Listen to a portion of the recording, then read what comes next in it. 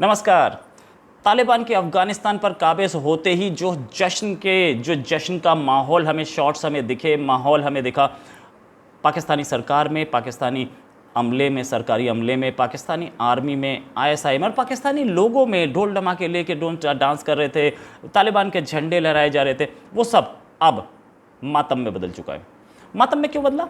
मातम में इसलिए बदला कि अमेरिकी सेनेट में 20 सेनेटर्स ने एक बिल लगाया जिसका नाम था Afghanistan counter terrorism oversight and accountability bill. इस बिल के अनुसार तालिबान को जितने लोगों ने सपोर्ट किया अफगानिस्तान में, जितने कंट्रीज़ ने और जिसने सपोर्ट किया अफगानिस्तान पे काबिज़ होने के लिए, उन सब पर अमेरिका सैंक्शंस लगा सकता है। इसमें इंडिविजुअल्स भी और कंट्रीज़ भी, साथ में वो लोग जिन्होंने उसको लॉजिस्टिकली सपोर्ट किया, इस समय नहीं, जब ये काबिज़ हुआ तभी नहीं, पिछले 20 साल में जिन्होंने सपोर्ट किया, उन सब पे अमेरिका सैंक्शंस लगा सकता है। ये खबर आते ही पाकिस्तान का स्टॉक मार्केट क्रैश किया, साथ में रुपया, पाकिस्तानी रुपया अपने सबसे निचले स्तर पे पहुंच गया। इस खबर ने डरा दिया पाकिस्तान की सरकार को और सेना को कि अब सैंक्शंस लगेंगे।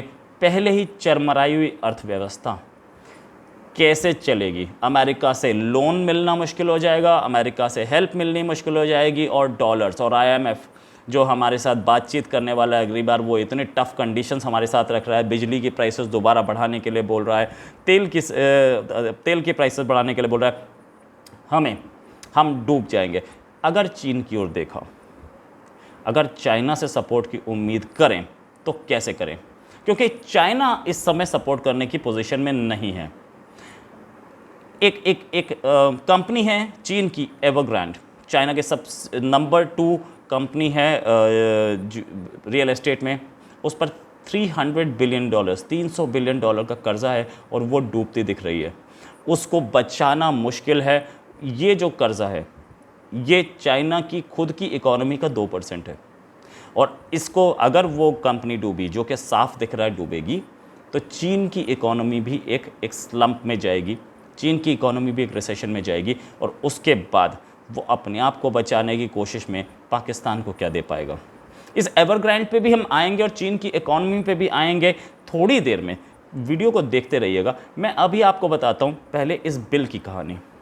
ये जो स्टॉक्स गिरे उसके बाद सब में हड़कंप मच गया, और हड़कंप मचने के बाद सब ने कोशिश की कि कैसे हम इसको बचा पाएँ। लेकिन उससे पहले मैं आपको बताता हूँ क्या क्या पाकिस्तान के किस मिनिस्टर ने क्या क्या बोला। उससे पहले मैं आपको बताता हूँ कि ये बिल क्या करेगा। अगर ये बिल पास हो गया दोनों साइड मतलब सेनेट और कांग्रेस से अमेरिका में, तो अमेरिकन प्रेसिडेंट के पास पावर होगी, वो किसी भी कंट्री पे सैंक्शंस लगा सकते हैं अगर उसने मिलिट्री सपोर्ट दी है, ट्रेनिंग सपोर्ट दी है, लॉजिस्टिकल सपोर्ट दी है तालिबान को, और या उसने सेफ हेवन यानी कि अपने पास शरण दी है।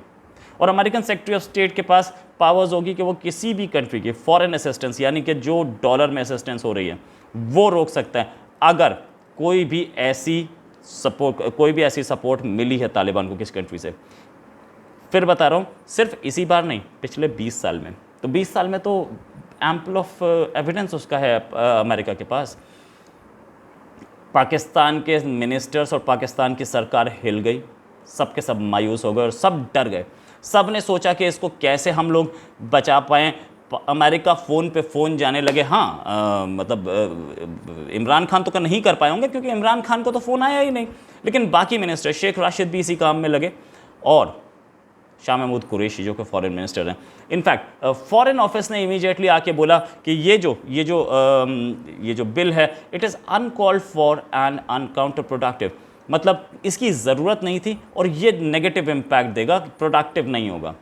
शेख राशिद जो कि बड़े आराम से स्टेटमेंट्स दे रहे थे प्रेस कॉन्फ्रेंस में कि तालिबान के लोग हमारे यहाँ कंट्री में आते हैं, अपना इलाज कराते हैं, हमारे लोग हैं और आम नागरिक हैं, उन पे भी उनकी ज़बान पे भी ताला लग गया और उनकी ज़बान भी पलट गई। उन्होंने बोला कि तालिबान को कभी भी हमने मिलिट्री सपोर्ट नहीं दी।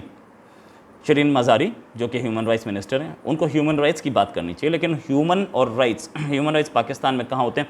उन्होंने बोला कि अमेरिका अपनी फेलियर का ठीकरा पाकिस्तान के सिर पे फोड़ना चाह रहा है। अब इस बिल के हिसाब से अगर पिछले 20 साल में जिस समय अमेरिका वहाँ अफ़गानिस्तान में था, उस समय किसी ने भी अपने पास जगह दी तालिबान को, या फाइनेंशियल सपोर्ट दिया, या इंटेलिजेंस सपोर्ट दिया, या लॉजिस्टिक सपोर्ट दिया, मेडिकल सपोर्ट दिया, ट्रेनिंग दी है, इक्विपमेंट दिया, या tactical operational and strategic support दी है, डायरेक्शन दी है, मतलब आपको जब वो अशरफ गनी की सरकार से लड़ रहे थे उस समय भी कोई सपोर्ट किए, तो भी उस पर भी ये जो एक कमेटी बनाई जाएगी, एक टास्क फोर्स बनाई जाएगी स्टेट डिपार्टमेंट में, वो इस पर इन्वेस्टिगेशन करेगी। वो जो टास्क फोर्स बनाने का प्रोविज़न है, उस टास्क फोर्स से ज़्यादा डरा हुआ है पाकिस्तान कि टास्क फोर्स की फाइंडिंग क्या होगी। टास्क फोर्स की फाइंडिंग यानी टास्क फोर्स की जो रिपोर्ट होगी उसमें क्या लिखा होगा। रिपोर्ट में बड़ा क्लियर लिखा होगा कि क्या किया इन्होंने और किसके लिए किया। इनफैक्ट ये भी बताया गया कि हमारे पास एविडेंस है कि पंजशीर में क्या हुआ और किसने सपोर्ट किया, और ये कि जब सैंक्शंस लगेंगे तो कोई प्रॉपर्टी ट्रेडिंग भी नहीं कर पाएगा। पाकिस्तान की कोई प्रॉपर्टी है या पाकिस्तान के लोगों की कोई प्रॉपर्टी अमेरिका में, वो भी नहीं बेची जा सकती।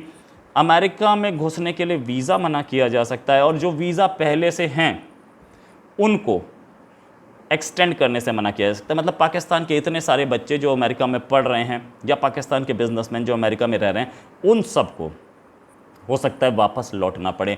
और साथ में ये इस बिल में ये भी है, इस बिल में ये भी है कि इंडिया से हमें अपने diplomatic relations, economic business relations और डिफेंस रिलेशंस को बेटर करना चाहिए।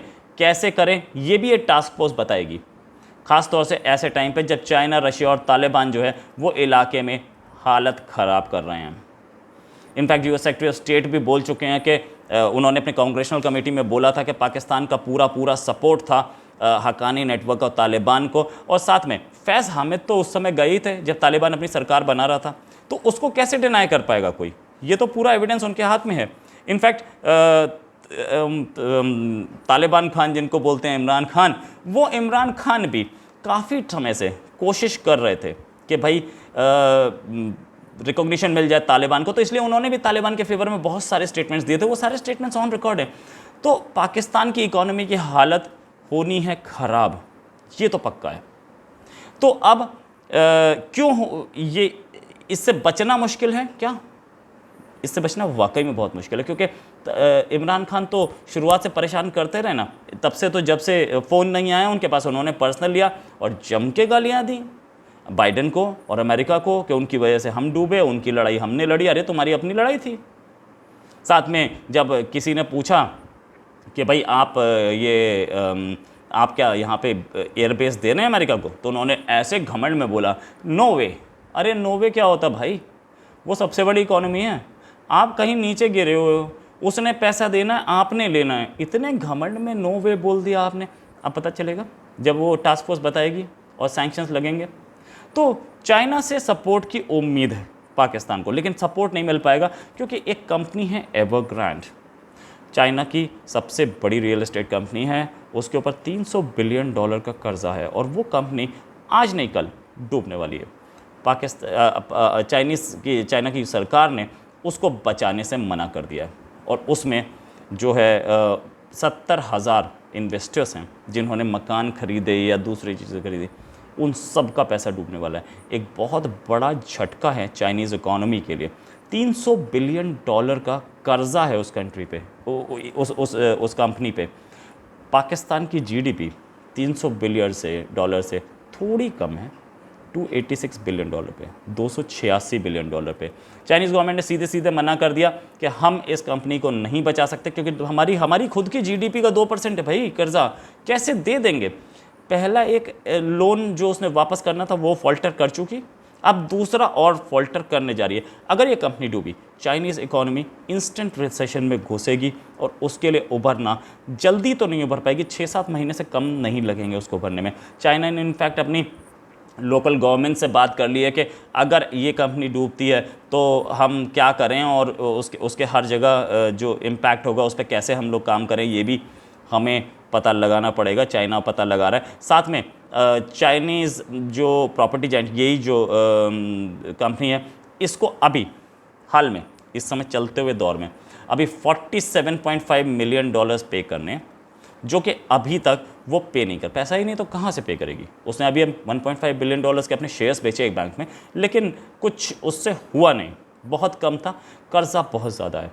इसके इस कंपनी के जो कर्जे हैं उसकी वजह से across the world stock markets नीचे गिरे हैं, लेकिन चाइनीज़ इकॉनमी तो एकदम रिसेशन में जाती हमें दिख रही है। साथ में एक और क्राइसिस चाइना के सामने आई, जो ये थी कि कोयले की सप्लाई शॉर्ट पड़ गई, और ये बहुत बड़ी क्राइसिस थी, जिसकी वजह से कई कंपनियों को कोयले की कमी थी, उससे आपका बिजली बंद हुई, पावर क्राइसिस में घुसा चाइना, और पावर क्राइसिस की वजह से कई कंपनीज को शट डाउन करना पड़ा।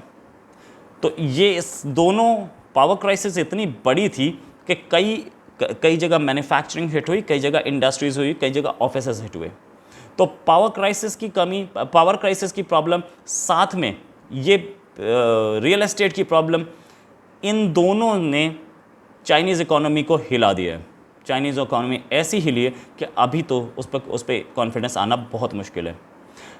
जो वर्ल्ड की जो सबसे बड़ी कंपनीज़ हैं जो कि रेटिंग करती हैं, गोल्डमैन सैक्स और नोमुरा, इन्होंने चाइनीज़ जो ग्रोथ रेट है उसका प्रोजेक्शन भी गिरा दिया है, और ये बोला है कि इस बार चाइनीज़ इकोनॉमी बहुत अच्छा काम नहीं करेगी। तो चाइना अपनी बचाए या पाकिस्तान को बचाए, ये तो बड़ा सोचने वाली बात है कि अपनी सिचुएशन ख़राब होगी तो पाकिस्तान को कैसे बचा सकता है। तो ये बिल जो कि अब पेश हुआ है, अगर ये एक्ट बना तो पाकिस्तान पर सैंक्शंस 100%, और पाकिस्तानी इकोनॉमी, जिसे बोला जाता है कि स्टोनेज में पहुंचेगा पाकिस्तान, वैसे वाकई में स्टोनेज में पहुंचेगा तो नहीं, लेकिन सिचुएशन इतनी ख़राब होगी कि कंट्री चलाने के लिए पैसा नहीं होगा। इसी के साथ एक और खबर के साथ फिर मिलेंगे। नमस्कार, जय हिंद।